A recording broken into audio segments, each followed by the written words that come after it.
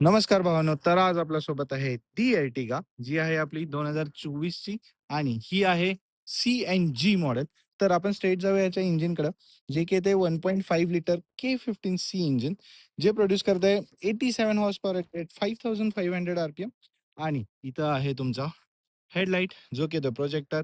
हा आहे तुमचा हॅलोजन, पूर्ण हॅलोजन येतं, एलईडी येत नाही. हे आहेत इंडिकेटर्स, फॉग लॅम्पची प्लेसमेंट इथे, क्रोम ट्रीटमेंट दिलेली आहे. हे सगळे तुमचे मारुती सुझुकी जेन्युइन ॲक्सेसरीजमध्ये येतात. आणि ह्याचा मित्रांनो ग्राउंड क्लिअरन्स आहे 187 चा. आणि मागच्या याचा 180 होता, थोडासा ग्राउंड क्लिअरन्स वाढवलेला आहे. आणि गाडीची लेंथ आहे 4375 ची. तर लेंथ बऱ्यापैकी थोडीशी वाढवलेली आहे. आणि टर्न इंडिकेटर्स इथं सुद्धा दिलेले आहेत तुमच्या आउटसाइड रिअर मिरर्सवरती, क्रोम ट्रीटमेंट. आणि हा आहे तुमचा रेन वायझर, पडदा सुद्धा आत दिलेला आहे. खूप सारे ॲक्सेसरीज या गाडीमध्ये आहेत, जे की ऑफकोर्स मारुती जेन्युइन ॲक्सेसरीजमध्ये येतात. आणि रिक्वेस्ट सेन्सर तुम्हाला इथं दिलेला आहे, तो पलीकडच्या बाजूला सुद्धा आहे. आणि ह्या गाडीला येतात मॅग व्हील्स. टायरची साईज आहे तुमची 185/65 R15. तर 15 इंचेसचा टायर मला थोडासा छोटा वाटतं, जो की ह्या साईजसाठी. आणि तर आता ह्या फेसलिफ्टमध्ये मागच्या ह्याच्यात बघितला तर टेल लॅम्प जरा वेगळा होता. ह्याचा टेल लॅम्प इथपर्यंत एक्सटेंड केलेला आहे, तुम्ही बघू शकता. आणि connected at such tail lamp आहेत. हा आहे तुमचा मागचा वेव्ह, जो की थोडा एजी आहे. मागच्या ह्याच्यात थोडं राउंड शेप होता, ह्या ह्याच्यात थोडं एजेस आणलेले आहेत. आणि तुम्ही बघू शकता, हे एलईडी मध्ये येते, पण हे हॅलोजन आहे. हा तुमचा रिव्हर्स लाईट, हा इंडिकेटर आणि हा ब्रेक लाईट. पार्किंग सेन्सर्स, हा आहे तुमचा रिव्हर्स कॅमेरा. एअरटेगाची बॅचिंग इथं, आणि सीएनजी ओळखायचं असेल तर ती आहे इथं. आणि हा आहे तुमचा टॉप माउंटेड स्टॉप लॅम्प. ह्याला स्पॉइलर घ्यायला होता, पण स्पॉइलर नाही आहे. हा आहे तुमचा रिअर वॉशर, रिअर वायपर. आणि इथे येतो तुमचा बूट स्पेस, जो की याच्यामध्ये अराउंड 100 लिटर्सचा येतोय. कारण इथे येतो तुमचा सीएनजीचा टँक, जो की आहे परत एक 13 kgचा. आणि तुम्ही या सीट्स ऍक्च्युली डाऊन करू शकता, ज्याच्यानं तुमचा बूट स्पेस वाढणार आहे अराउंड 550 लिटर्स. तर हा एक ह्या गाडीचा मुद्दा आहे, की तुम्हाला बूट स्पेस कमी मिळणार आहे. आणि तुम्ही बघू शकता मागची सीट तुम्ही थोडीशी रिक्लाइन करू शकता. येस, रिक्लाइन कराल तर थोडंसं कम्फर्ट वाढणार आहे. तर तुमचे हे जे आहेत स्पॅनर वगैरे जे आहेत, ते तुम्हाला इकडे दिलेले आहेत. इथे आहेत तुमचे स्पॅनर्स वगैरे. आणि तुमचा जो स्टेपनी आहे, तो इथं खाली दिलेला आहे. बूट बंद करण्यासाठी इथे एक ग्रॅब दिलेला आहे. आणि तुम्ही बघू शकता खूप सारी क्रोम ट्रीटमेंट ह्या गाडीवरती आहे. आता आपण जाऊया याच्या थर्ड रोकडं. तर मला थर्ड रो मध्ये जाणं थोडंसं डिफिकल्ट वाटतं, पण जायचं कसं आपण ते बघा. हे थोडा अतिशय सोपं one hand operation. And here we go. तर थर्ड रो मध्ये थर्ड रो मध्ये तुम्हाला लेग रूम तुम्हाला एवढाच मिळणार आहे. तुम्ही बघू शकता समोरची सीट तरीही मी पुढे घेतलेली आहे. इकडे तुम्हाला एक कप्पा मिळतो, एक बॉटल होल्डर. आणि हे वुडन ट्रीटमेंट आहे. इथं सुद्धा पडदा येतो. इथे एक होल्ड करायला हँडल दिलेला आहे लाईटची प्लेसमेंट मध्ये. याचबरोबर इकडे एक चार्जिंग सॉकेट तुम्हाला ह्यामध्ये मिळतो. चला तर याचा सेकंड रो बघूया. ओके, आता गाडीची हाईट मला थोडी छोटी वाटते, पण वन हँड ऑपरेशन होतात. इथून तुम्ही ही सीट पूर्ण मागं घेऊ शकता. ती होती मगाची पोझिशन, ही आहे आत्ताची पोझिशन. सीट रिक्लाइन पण होते. तर हे एक फीचर ह्याचं चांगलं आहे. आणि तुम्ही बघू शकता पडद्यामुळं खूप अंधार असं वाटतंय. एवढं एअरी याचं फील नाही होत. बट देन छान आहे. कूल गाडी राहण्यासाठी गरजेचं वाटतं मला. आता मधल्या सीटला तुम्हाला एक मिळतोय हँड रेस्ट. त्याचबरोबर दोन प्रॉपर तुम्हाला हेडरेस्ट या ठिकाणी मिळतात. एसीची प्लेसमेंट टॉपला आहे. 4 एसी वेंट्स मिळतात, 2 मागं, 2 पुढं. आणि एअर कंट्रोल इथनं करता येतो. आता समोरची सीट माझ्या हाईट प्रमाणे आहे. आणि तुम्ही बघू शकता पूर्ण सीट मागं घेतल्यानंतर इनफ असा लेगरूम मिळतो. पण इथं तुम्हाला मिळत नाही. इथं आहे तुमचा चार्जिंग सॉकेट.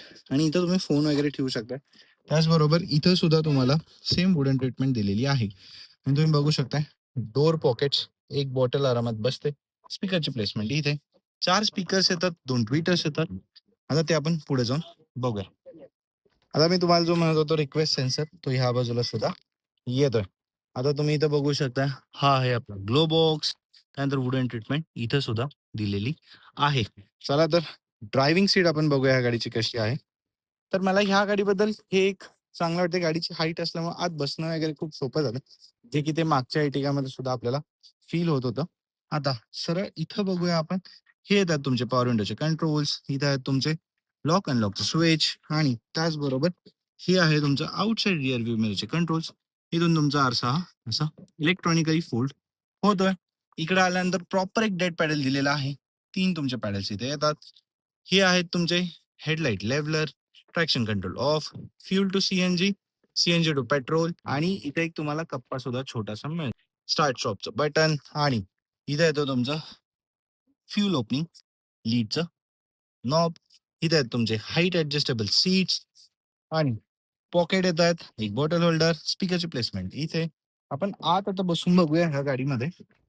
ट्विटरची प्लेसमेंट इथं दिलेली आहे.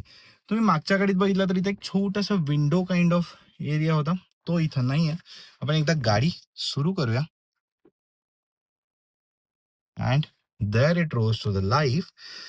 आणि ही आता गाडी आहे पेट्रोलवर आणि ह्याच्यात एक खूप भारी अॅनिमेशन येतं, ते मी तुम्हाला दाखवतो. ही आता गाडी पेट्रोलवर आहे. मी इकडं बटन स्विच करतो. ही गाडी सीएनजीवर आहे. इथे तुम्ही बघू शकता ग्रीन कलरमध्ये येतं. तर एक छान टच मला वाटतं ह्या गाडीचं. आता अतिशय सिंपल आणि अंडरस्टँडिंग असं याचं स्पीडोमीटर क्लस्टर आहे. इकडे आहे तुमचं आरपीएम मीटर. हे आहे तुमचं सीएनजीचं फ्यूल किती आहे ते, म्हणजे सीएनजी किती शिल्लक आहे. त्यानंतर इकडे आहे स्पीड आणि इकडे आहे पेट्रोल. असे तुम्हाला अतिशय अंडरस्टँडेबल असं इन्स्ट्रुमेंट क्लस्टर इथं मिळतं. आता मध्ये काय काय इन्फॉर्मेशन मिळतं ते बघा. मध्ये ऑपरेट करायला हा नॉब दिलाय. तुम्हाला स्टेअरिंगवर नॉब ॲज काही मिळत नाहीत. हे एक मला थोडंसं डिसअपॉइंटिंग वाटतं. आता आपण बघणार आहोत किलोमीटर पर आवर सुरू असल्यापासून किती झाली वगैरे ह्या गोष्टी दिसतात. इथे आहेत तुमचे ट्रिप्स. आता ह्या बटनानं ऑपरेट होतं. हे आहे तुमचं क्लॉक आणि त्याच्या खाली येतं तुमची डेट. इथं आहे तुमचं मोशन. इकडे आहे तुमचा पॉवर अँड टॉर्क. त्यानंतर तुमचं येतंय ॲक्सिलरेशन आणि ब्रेक. ब्रेकवर दाबला की ब्रेक दिसतो, ब्रेक सोडला की ब्रेक जातो आणि हे तुमचं ॲक्सिलरेशन. असं हे ॲनिमेशन इथं तुम्हाला दिसतं. हे आहे तुमचं सीएनजी आणि पेट्रोल मोड. किती वेळ सीएनजी मोडमध्ये होती, किती वेळ पेट्रोल मोडमध्ये होती. सीएनजीचं टँक किती शिल्लक आहे, किती टाईम आपण सीएनजीमध्ये ऑपरेट केलंय. बस इतकीच इन्फॉर्मेशन तुम्हाला ह्यामध्ये मिळते. आणि ट्रिप ए, ट्रिप बी आपण इकडून करतोय. तर हे आहे तुमचं ओडोमीटर. एवढीच इन्फॉर्मेशन तुम्हाला यामध्ये मिळते. आता स्टेअरिंग व्हील मला खूप सिंपल आणि प्रॅक्टिकल असं वाटतं. इथे येतात तुमचे मल्टीमीडियाचे कंट्रोल्स. हे आहेत तुमचे कॉल उचलायचे वगैरे कंट्रोल्स. हा आहे तुमचा हॉर्न. इकडे तुम्हाला क्रूज कंट्रोलचे येणार आहे टॉपमध्ये. हा आहे ZXI मॉडेल, त्यामुळे ते ह्यात येणार नाही आहेत. इथे येतं तुमचं हेडलाईटचे कंट्रोल्स. हे आहेत तुमचं फॉग लॅम्पचं स्विच. इकडे याल तर हे आहेत तुमचे वायपरचे कंट्रोल्स. वायपरचा स्प्रे आपण बघूया. स्प्रे 3 स्प्रे येतात नोझलमधून. डिसेंट असा स्प्रे आहे. क्लीन सुद्धा ठीक-ठाक असं होतं. भारी असंच नाहीये. आणि रिअरसाठी इकडून तुम्हाला हे ऑन करायचं आहे. रिअर वायपर तुमचा चालतोय. त्यानंतर आपण येतोय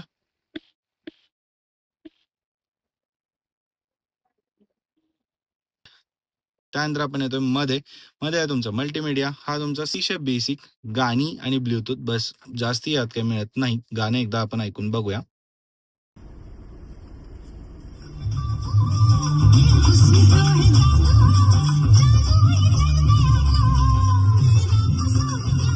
थोडंसं ग्लिच आहे, थोडंसं लेट ह्याला कमांड्स येतात ते तुम्ही बघितले.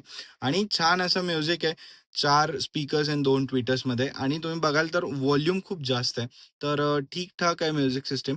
त्यानंतर इथे येतात तुमचे हझार्ड लाईटचे कंट्रोल्स. इथे आहेत तुमचे एसीचे कंट्रोल्स आणि प्रॅक्टिकल स्विच आहेत. डिस्प्ले दिलेला आहे. ऑटो एसी यामध्ये तुम्हाला येतो इथं. त्यानंतर खाली आपण येतोय. हा आहे तुमचा चार्जिंग पोर्ट. USB आणि ऑक्स इथं दिलेला आहे आणि इथं थोडासा कप आहे. ही आपली टेबलची चावी आहे.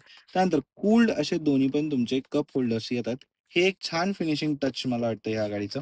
त्यानंतर इथे येतो तुमचा 5 स्पीड मॅन्युअल गिअर बॉक्स आणि पटकन आपण रिव्हर्स गिअर टाकून बघूया ह्याचा रिव्हर्स कॅमेरा. आणि तुम्ही बघू शकता अडॅप्टिव्ह गाईडलाईन्स आजचं जे आहेत नाहीत आणि गाईडलाईन्स तुम्ही बघा आकाशात गेलेत. फ्लाइंग ॲज सच ह्याचे गाईडलाईन्स आहेत. I don't know why. त्यानंतर इथे येतो तुमचा हँड ब्रेक. त्यानंतर इथे येतो तुमचा हँड रेस्ट. छोटासा कप्पा दिलेला आहे. आणि हँडरेस्ट मुवेबल आहे, हाईट ॲडजस्टेबल नाही पण पुढं मागं होतोय. आणि ग्लोबॉक्स तुम्ही मागाशी बघितलाय, छान असं वुडन फिनिशिंग टच यात दिलेलं आहे, प्रीमियम लुक मिळतोय. त्यानंतर वर येतोय आपण manual dimming, inside rear view mirror, इथे येतात तुमचे लाईटचे प्लेसमेंट्स आणि हे एक ॲडिशनल ॲक्सेसरी सरांनी बसवलेली आहे, मिरर एनलार्ज केलेला आहे विथ लाईट हा मिळतोय. त्यानंतर ह्या बाजूला तुम्हाला मिरर ॲज काही मिळत नाही. And that's it. आपण बघूया ही गाडी चालवायला कशी आहे, CNG मोडमध्ये कशी आहे. Let's get going. चला तर भावांनो, ही गाडी चालवायला कशी आहे बघूया. Safety first, seat belt first, into the first gear, hand brake down, AC आपला फर्स्ट मोडमध्ये अँड हिअर वी गो. तर आपला याचा फर्स्ट मुद्दा असणार आहे तो म्हणजे याचं लिनियर परफॉर्मन्स. तुम्हाला गाडी उठवताना वगैरे ॲक्सिलेटर दाबायची गरज नाही पडत, गाडी आरामात उचलून जाते. त्यानंतर दुसरा याचा मुद्दा येतोय तो म्हणजे याचा ग्राउंड क्लिअरन्स गाडीला 187 mm आहे, तर तो छान काम करतो प्रॅक्टिकली सिटीमध्ये फिरत असताना. ज्यावेळी 7 सीट्स वगैरे असतील त्यावेळी तो प्रॅक्टिकली काम करून जाईल. त्यानंतर याचा तिसरा मुद्दा येतो आहे तो म्हणजे याचं CNGमध्ये 1.5 लिटरचं ॲव्हरेज परफॉर्मन्स. तुम्हाला ॲव्हरेज गाडीला सिटीमध्ये चांगलं मिळणार आहे. क्लेम आहे याचा 26 किलोमीटर्स पर kg, पण तुम्हाला अराऊंड 20-22 सिटीमध्ये मिळून जाईल, तर तो एक याचा तुमचा प्लस पॉईंटमध्ये येणार आहे. त्यानंतर तुम्ही बघाल ह्याचे विंडोज खूप मोठे आहेत, आतमध्ये एकदम फ्रेश असं एरी फील येतो आहे, तर तो एक याचा चांगल्या मुद्द्यामध्ये येतो तुमच्या.